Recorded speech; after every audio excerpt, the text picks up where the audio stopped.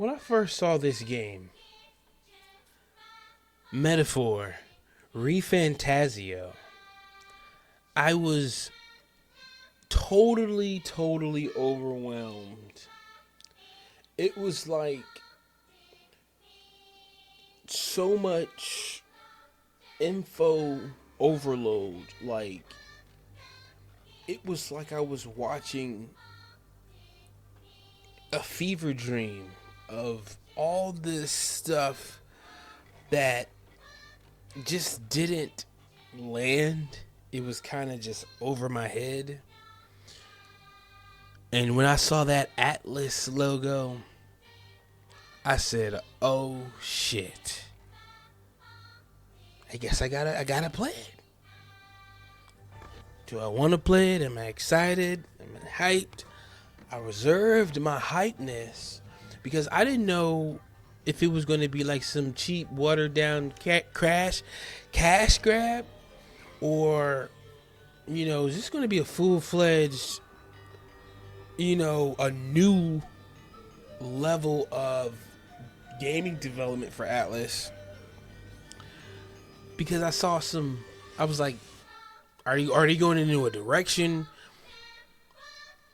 It was information overload, sensory overload. I was like, whoa, what is all this? Like, the menus tope. Do you see the menus? Like, this shit is hard. And when I saw the calendar, I said, oh my God. A calendar? They're giving, so I'm like, okay. Like a month later, they show some gameplay, which we're watching now or whatever. And then I'm like, okay, now I need to know when the game comes out, which is October the 11th. And I'm really excited for this. This game is an evolution to JRPGs, turn-based RPGs. It's meshing action RPG mechanics within its turn-based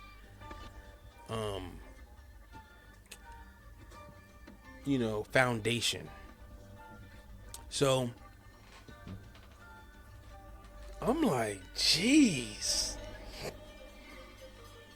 The art style has grown on me because I just didn't understand it, right? It took me a while to see, what was going on here. And I believe, Persona games, Shinigami Tensei games, you get new costumes and new there's all type of skins and whatnot to collect in the game, and also to buy, which is fine. It's fine. I might buy us some skins.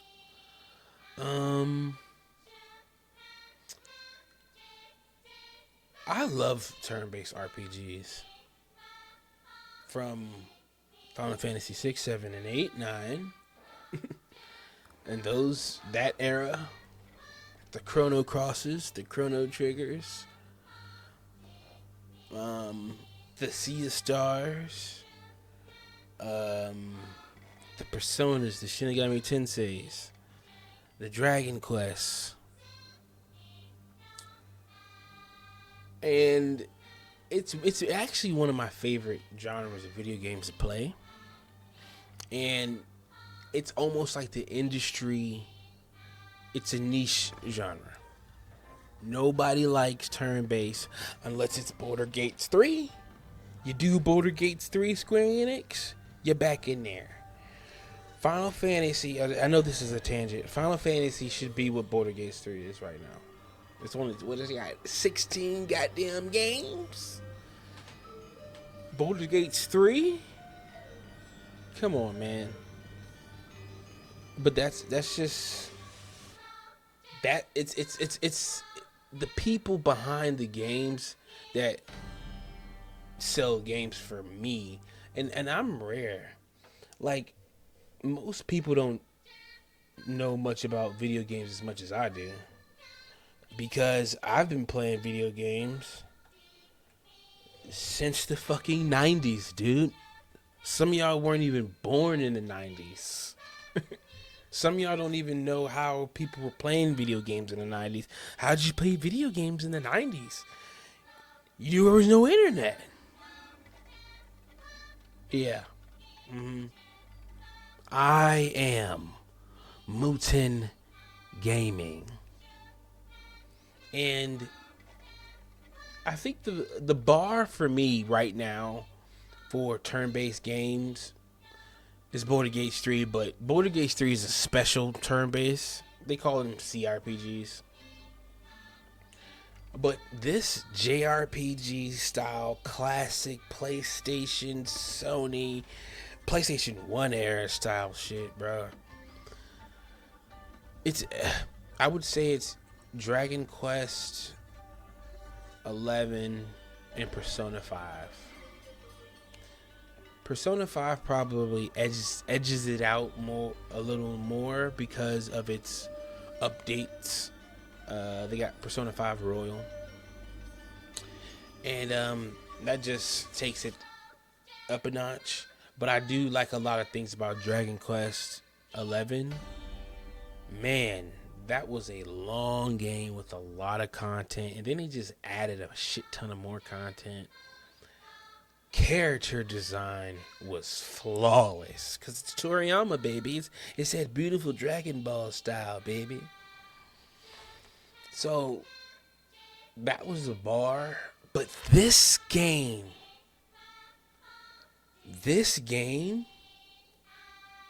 is gonna up the ante.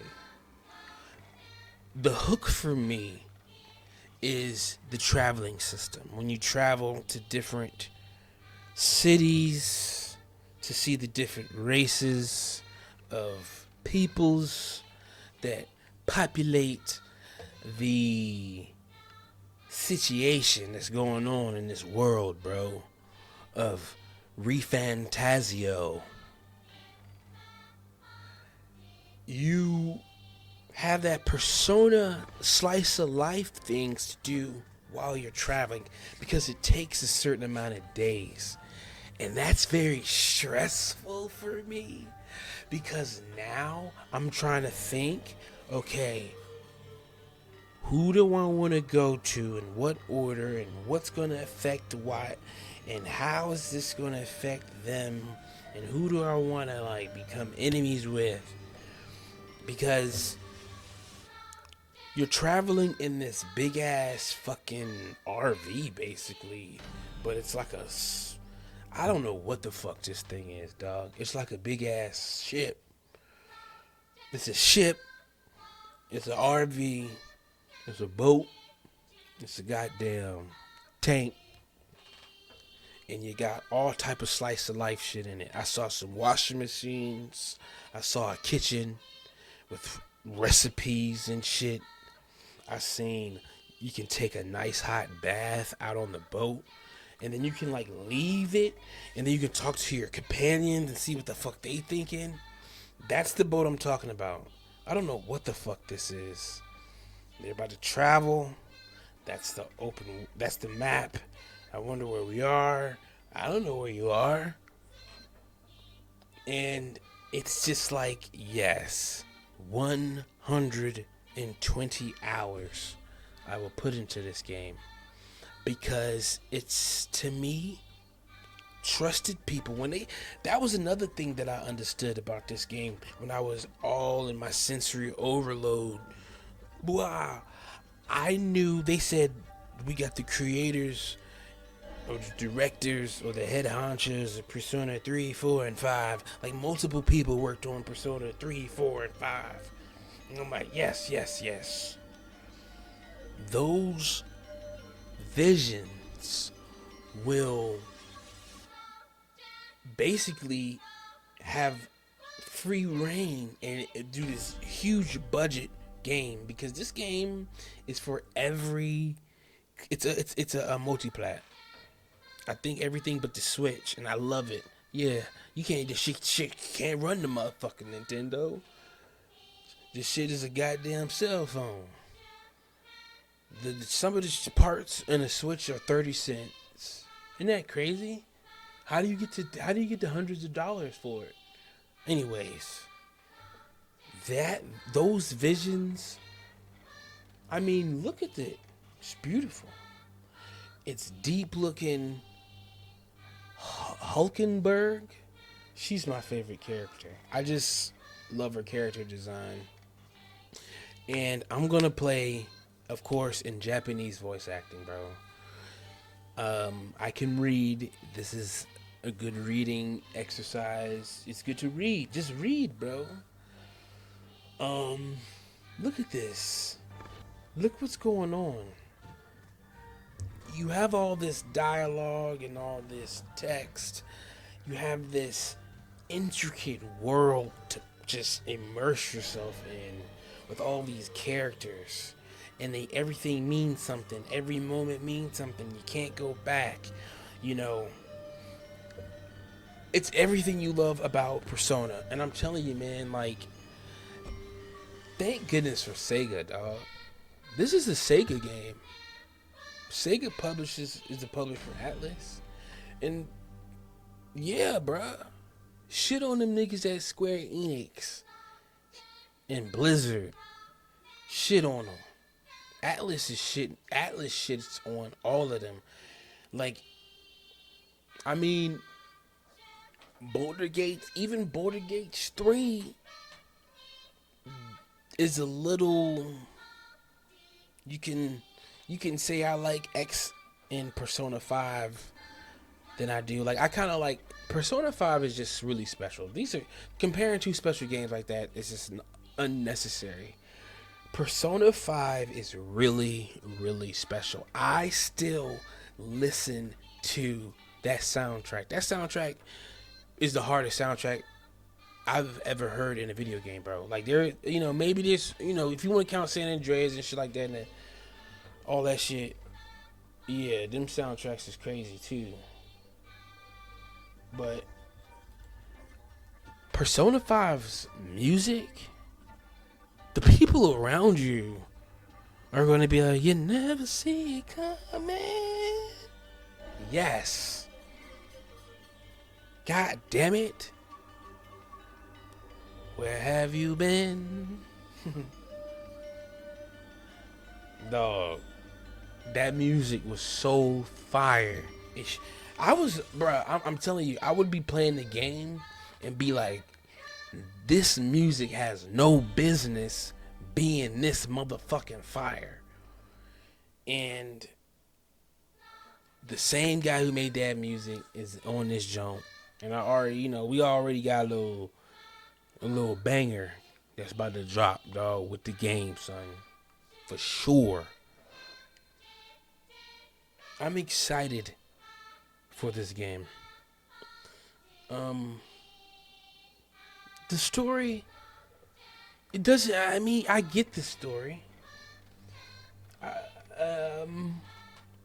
But let's talk about the story. It gives me Hunter vibes in a weird way because it's about succession and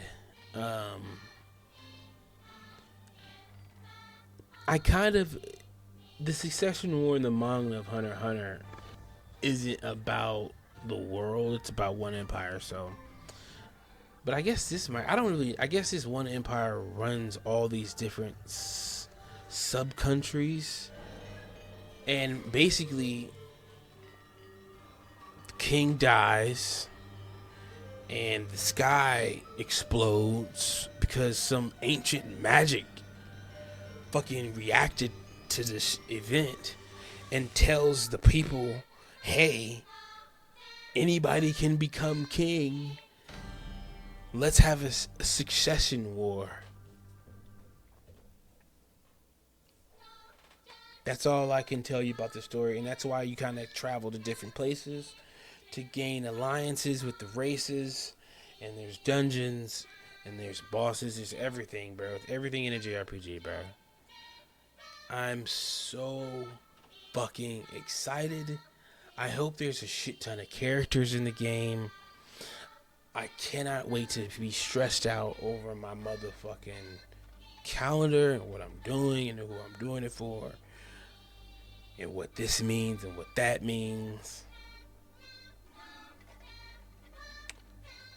And